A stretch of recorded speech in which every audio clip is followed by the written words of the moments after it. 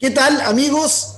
Hablemos de ovejas. Hoy día vamos a hablar de la producción orgánica de corderos y vamos a hablar del caso de Chile, por cuanto la producción orgánica es una normativa legal y cada país tiene normativas legales que pueden ser sutilmente o diametralmente distintas.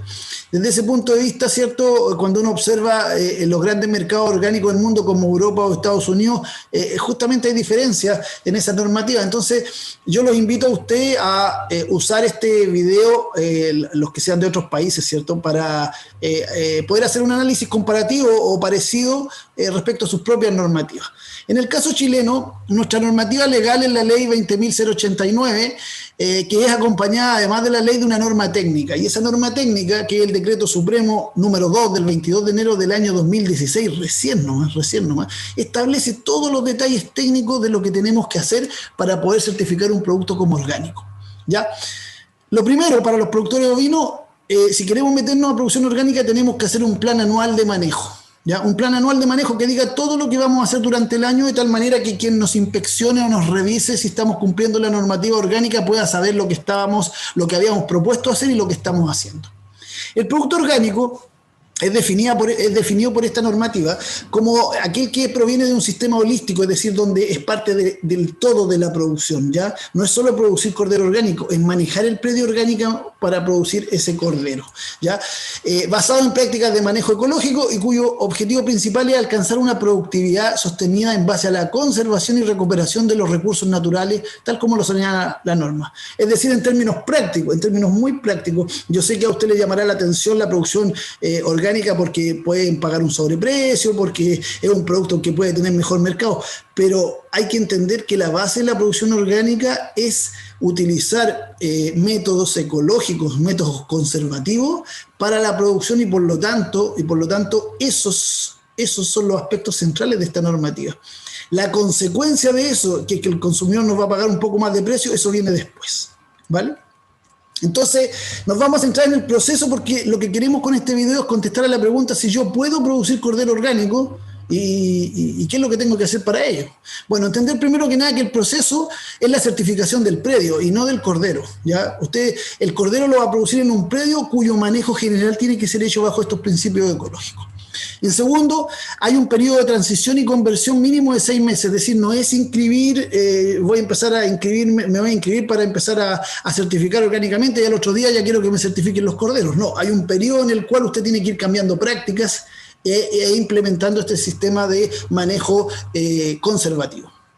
Se basa en visitas de inspección para ratificar que usted esté cumpliendo el plan que trazó, sobre declaraciones juradas, donde usted va a firmar papeles donde usted dice yo voy a hacer esto, y si no lo cumple, esas mismas declaraciones juradas lo van a acusar, y un sistema de registros prediales, que es la parte más difícil para muchos que nos dedicamos a la agricultura, que es llevar registrado todo lo que hacemos en el predio. Productos que aplicamos, fertilizantes, manejo de los animales, ingresos, salidos de animales, todo tiene que quedar registrado a efectos de que el inspector pueda ver que eso calce con el plan que nos propusimos cuando iniciamos el registro o inscripción en el sistema orgánico. Y los productos que generemos en el predio se van a certificar como productos orgánicos, ¿ya? Productos orgánicos del cordero, lana proveniente de corderos orgánicos, cueros provenientes de corderos orgánicos, quesos provenientes de ovejas orgánicas, etc. ¿Ya? Entonces, en el caso de Chile, ¿cierto? Nosotros tenemos este logo de certificación orgánico que lo otorga el Servicio Agrícola y Ganadero. ¿Ya? Antes de partir, sí, quiero mencionar algunas cosas que claramente se prohíben en la normativa chilena, a efecto de que ustedes ya tengan una dimensión de qué estamos hablando. Primero, la transferencia de embriones, ¿cierto? Ojo, para los que nos dedicamos a la genética, la transferencia de embriones no se puede realizar para la producción orgánica. Segundo, los productos anabólicos o promotores de crecimiento, todo tipo de hormonas que le ayudan al animal a desarrollar más musculatura, eso no se puede utilizar en el esquema de producción orgánica. Los alimentos que contengan urea, estiércol o restos de la matanza o beneficios de otros mamíferos tampoco se pueden usar. O sea, harinas de carne, harinas de hueso, esta cama broiler, etcétera. Y la urea no se pueden usar en sistemas orgánicos. ¿Qué más? El forraje o productos vegetales provenientes de cultivo hidropónico. Ya eso que, cierto, está bastante de moda, mucha gente lo está utilizando. El forraje verde hidropónico no se puede usar en producción orgánica. Lodos utilizados como fertilizante o enmiendas para suelos. Ya, eso no se puede usar para echarle al suelo lodos provenientes de la industria. El uso de maquinaria en común con producción convencional. ¿Ya? Es decir, el que esquila me va a tener que esquilar a mí, pero no me puede esquilar a mí y al del lado porque la maquinaria no se puede utilizar en común con el convencional. ¿Ya? Voy a tener que tener mi propio esquema de esquila posiblemente. Las quemas de rastrojo, residuos o cosecha, restos vegetales, digamos, quemarlo no se puede hacer. Cultivo y productos o mezclas con transgénicos. Uno dirá, bueno, pero eso para bovino no nos toca. Bueno, depende. Si vamos a usar soya, harina de soya, vamos a utilizar raps, hay que tener ojo porque ahí pueden provenir de algunos productos transgénicos. Entonces hay una serie de productos que tenemos claro que no podemos utilizar en producción orgánica, a saberlo desde antes. Respecto a los animales, bueno, la normativa chilena establece un máximo de 13,3 cabezas ovinas por hectárea. Ojo con esto. 13,3 cabezas ovinas por hectárea son cabezas, es decir, oveja y cordero son 2 cabezas. Eso significa que yo puedo tener si voy a tener una prolificidad de 120%, una buena fertilidad, etcétera, y baja mortalidad, una carga máxima de 6 equivalentes ovinos por hectárea. No puedo tener más porque voy a superar las 13,3 cabezas ovinas por hectárea. ¿Ya? Eso a tenerlo claro también porque esto establece... Ahora, posiblemente al no aplicar fertilizante y una serie de cosas más, es probable que también que eso nos limite la productividad, pero estos son los techos, ¿ya? En cuanto a los reproductores, se nos permite un ingreso al predio de un 10% al año máximo de animales convencionales. Es decir, si tenemos 100 ovejas, 100 cabezas, nosotros podemos ingresar al año como máximo 10 animales convencionales, lo cual significa reposición, que habría que generarla mayoritariamente desde nuestro predio o desde predios también orgánicos, básicamente comprar los reproductores si es que vamos a incorporar reproductores de carácter convencional. Pero eso ya es una ayuda porque podemos desde el esquema orgánico incorporar animales que vengan de sistemas convencionales. Todos los animales tienen que estar individualizados, todos, ¿ya? Esto, en cuanto a la monta natural y a la inseminación artificial, solo se permite la sincronización con efecto carnero, es decir, no podemos usar hormonas para sincronizar. La separación oveja-cordero, mínimo 35 días. Como mínimo 35 días tiene que estar el cordero con la madre, no pueden haber destetes más temprano. El destete, como nosotros lo hacemos a los 70 o 90 días acá en Chile, la verdad las cosas que no nos afecta esa normativa. Y respecto a las mutilaciones, en animales son excepcionales, pero en el caso de los ovinos, tanto el descole como las castraciones son permitidas y lo único que tenemos que hacer es llevar un registro de los animales que son descolados y del procedimiento que se utiliza, ¿ya? Por lo tanto, hasta aquí, salvo la carga máxima que puede generarnos algún problema, en general estaríamos siendo viable la producción orgánica de corderos. En cuanto a la pradera y el pastoreo, lo primero que tiene que ver con la introducción de especies de mayor valor forrajero a nuestras praderas, el mejoramiento de praderas, ¿cierto? Hay que tener claro que aquí se favorecen los sistemas de mínima labranza, es decir, no la siembra de praderas a la tradicional, ¿cierto? Sino que sistemas de mínima labranza y que las semillas tienen que ser orgánicas o no tratadas de forma convencional y para eso tienen que ser autorizadas. Es decir, si nosotros o compramos semillas para las praderas a un productor orgánico de semillas, o las semillas que consigamos convencionales o tratadas las tenemos que pedir autorizaciones antes a nuestro certificador para ver si nos autoriza o no a usar esas semillas. Por lo tanto, aquí vamos a tener una restricción si es que nosotros estamos en la parada de introducir especies de mayor valor forrajero al sistema. Respecto a la fertilidad del suelo, se permiten los abonos verdes, el uso de estiércol fresco, compostado y excepcionalmente podemos, utilizar guano de producción extensiva convencional, pero tiene que ser extensiva y tiene que ser autorizada por el certificador. Es decir, yo puedo ir a otro predio a buscar guano, sí, pero siempre y cuando esté autorizado por el certificador porque es un sistema extensivo convencional, ¿ya? Como máximo se permite 170 kilos de nitrógeno al año de fertilizantes que tienen que ser autorizados, pero incluyendo en esos 170 kilos todo el cálculo sobre los estiércoles y los abonos verdes.